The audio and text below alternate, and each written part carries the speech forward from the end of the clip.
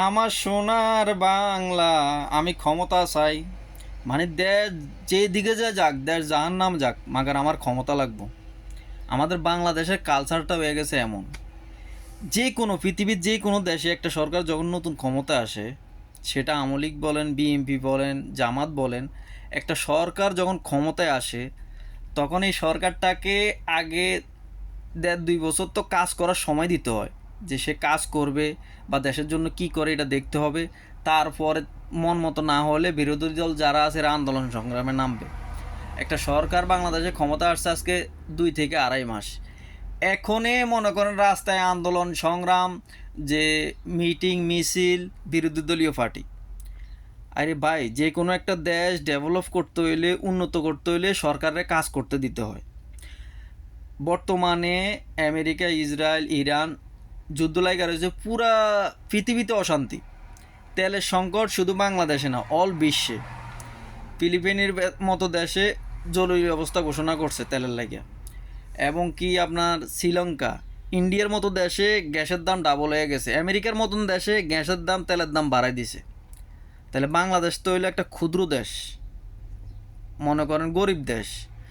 আমরা তো এখানে কিছুই না। তো এখানে আমরা দেখতে হবো যে আমরা এই সংকট থেকে বা এই ঝামেলার থেকে কীভাবে মুক্ত হওয়া যায় বা কীভাবে উদ্ধারে উঠা যায়। সবাই মিলা এটা আমরা একটা পরামর্শ করতে হইব বা কাজ করতে হইব।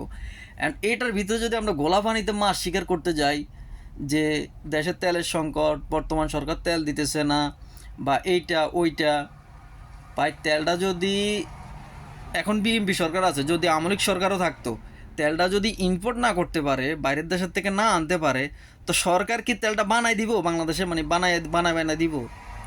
এখানে যদি জামাতও ক্ষমতায় থাকতো, তেলটা যদি আসতেছে না, হরমুজ প্রণালী দিয়ে আসতেছে না, তো জামাত কি তেলটা বানায় আনতো? আনতো না। যে সরকারের ক্ষমতায় থাকতো তারই পরিস্থিতি এখন এই অবস্থা হইতো।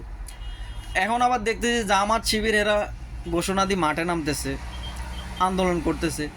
আরে ভাই, একটা সরকার আসছে, ক্ষমতায় আসছে মাত্র 2 থেকে 2.5 মাস। একটা সরকারের সময় দিতে হবে, কাজ করার সময় দিতে হবে।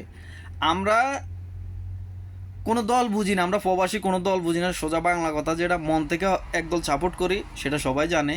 কিন্তু আমরা আমাদের দেশের উন্নয়ন চাই, আমরা আমাদের দেশের উন্নয়ন চাই, আমাদের দেশের আমরা ভালো কিছু চাই। আমরা প্রবাসীরা, যে কোনো সরকার ক্ষমতায় আসলে তারা কাজ করার সুযোগ দিতে হবে, সে কি করতেছে ওটা পর্যবেক্ষণ করতে হবে, এগুলো দেখতে হবে।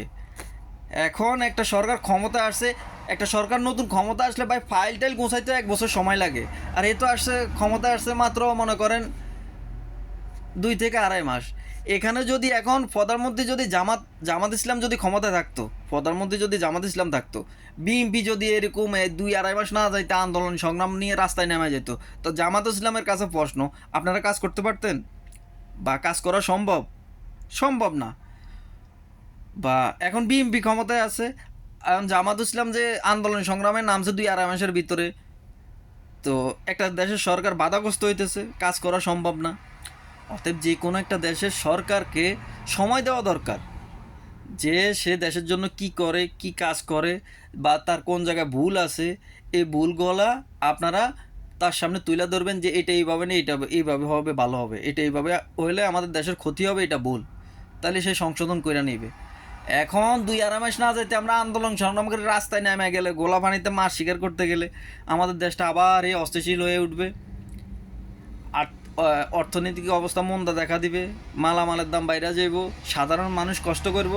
আপনারা নেতাগত কোনো সমস্যা নেই, নেতারা তো মনে করেন টাকা আছে, আরামসে বৈশা বৈশা খাইবেন, 1 টাকার মাল 5 টাকা দিয়ে কিনে খাইতে পারবেন। কিন্তু আমরা সাধারণ জনগণের উপরে দিয়ে মনে করেন রোলার চলবো। কথা কি কইছি বুঝেন নাই? আর আন্দোলন সংগ্রাম, কোন কয়টা এমপি মন্ত্রী ফোলা মারা যায়, কয়টা এমপি মন্ত্রী ফোলা আহত হয়, সব আমরা সাধারণ জনগণ মারা যাই, আমরা সাধারণ জনগণ আহত হই। এটাও আপনাদেরকে বুঝতে হবে। আপনারা গোলা পানিতে মাছ শিকার করবেন, নেতাগিরি করবেন, আপনারা এমপি মন্ত্রী হবেন, সমন্বয়ক হবেন, কিন্তু মাঝে দিয়ে আমাদের সাধারণ মানুষের উপর রোলার চলে, আমাদের সাধারণ মানুষের সন্তান মারা যায়, আমাদের সাধারণ মানুষ মারা যায়। কয়টা এমপি মন্ত্রীর ছেলে মরে, এমপি মন্ত্রীর ছেলে সব বাইরের দেশে পড়ালেখা করে, এরা বাংলাদেশে রাখে না। পরে ওই এমপি ছেলে বলে ওই বাইরের থেকে টুপ করে আবার এমপি হয়ে যায়, এটা বাংলাদেশের কালচার হয়ে গেছে। তো ভাই, আমাদের দেশের যেভাবে উন্নতি হয় সেটা আমরা দেখতে হবে। ভুল ত্রুটি হলে ক্ষমা করে দিবেন। আসসালামু আলাইকুম।